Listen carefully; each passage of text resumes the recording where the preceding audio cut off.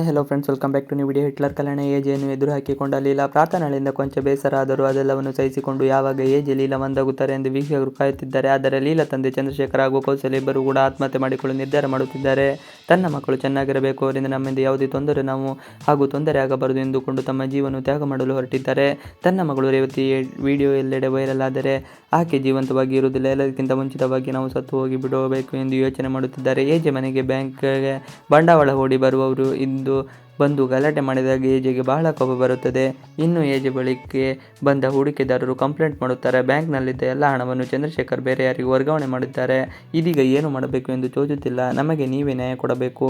ನಿಮ್ಮನ್ನು ನಂಬಿ ನಾವು ಬಂಡವಾಳ ಹೂಡಿಕೆ ಮಾಡಿದ್ದೇವೆ, ಇದೀಗ ನಮಗೆ ಮೋಸ ಆಗುತ್ತಿದೆ ಎಂದು ಹೇಳುತ್ತಾರೆ. ಬ್ಯಾಂಕ್ನಿಂದ ಹಣ ಬೇರೆ ಕಡೆ ವರ್ಗಾವಣೆ ಎಂದು ಅವರೆಲ್ಲ ಹೇಳಿದಾಗ ಏಜೆಗೆ ಏನು ಮಾಡಬೇಕು ಎಂದು ದಿಕ್ಕು ತೋಚದಂತಾಗುತ್ತದೆ.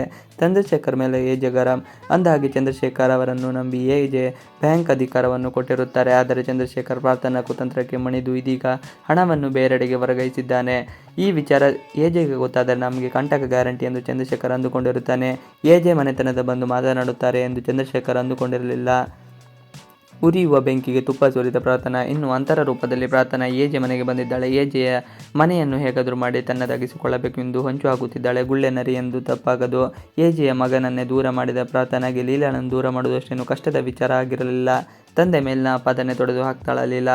ಪ್ರಾರ್ಥನಾ ಲೀಲಾ ತಂದೆಯ ಮೇಲೆ ಅಪವಾದ ಬರೆದು ಹಾಗೆ ಮಾಡಿ ಏಜೆ ಕೋಪಗೊಳ್ಳುವ ಹಾಗೆ ಕೆಲವು ನಾಟಕೀಯ ಮಾತುಗಳನ್ನು ಆಡಿ ಉಳಿಯುತ್ತಿರುವ ಬೆಂಕಿಗೆ ಮತ್ತಷ್ಟು ತುಪ್ಪ ಸುರಿಯುವ ಪ್ರಯತ್ನ ಮಾಡುತ್ತಾಳೆ.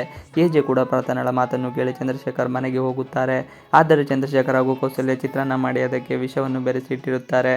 ಸಾಯುವ ಮುನ್ನ ಗಂಡ ಹೆಂಡತಿ ಕೊಂಚ ಮಾತನಾಡುತ್ತಾ ಇರುತ್ತಾರೆ. ಕೌಸಲ್ಯಕ್ಕೆ ತನ್ನ ಮಕ್ಕಳ ಭಯ. ಎಲ್ಲಾದರೂ ಪ್ರಾರ್ಥನಾ ರೇವತಿಯ ವಿಡಿಯೋ ವೈರಲ್ ಮಾಡಿದರೆ ಏನು ಗತಿ ಎಂದು ತನ್ನ ಗಂಡನ ಬಳಿ ಹೇಳುತ್ತಾ ಇರುತ್ತಾಳೆ. ಕೌಸಲ್ಯಗೆ ಧೈರ್ಯ ಹೇಳಿದ ಚಂದ್ರಶೇಖರ್ ಇನ್ನು ಚಂದ್ರಶೇಖರ್ ತನ್ನ ಹೆಂಡತಿಗೆ ಧೈರ್ಯ ಹೇಳುತ್ತಾನೆ.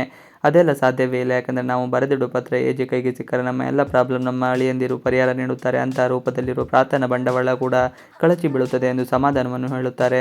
ಆ ಬಳಿಕ ಚಂದ್ರಶೇಖರ್ಗೆ ಒಂದು ಫೋನ್ ಕರೆ ಬರುತ್ತದೆ. ಕರೆ ಸ್ವೀಕರಿಸಿ ಮಾತನಾಡಿದಾಗ ಚಂದ್ರಶೇಖರ್ ಬಹಳ ಗಾಬರಿಯಿಂದ ಮನೆಯಿಂದ ಹೊರ ಹೋಗುತ್ತಾರೆ. ಮನೆಯಿಂದ ಹೊರ ಬಂದಾಗ ನೋಡಿದ ತಕ್ಷಣ ಏಜೆ ಬಂದಿರುತ್ತಾರೆ. ಲೀಲಾ ಮನೆ ಮುಂದೆ ಬಂದು ಕೂಗಾಡಿರುವ ಏಜೆ.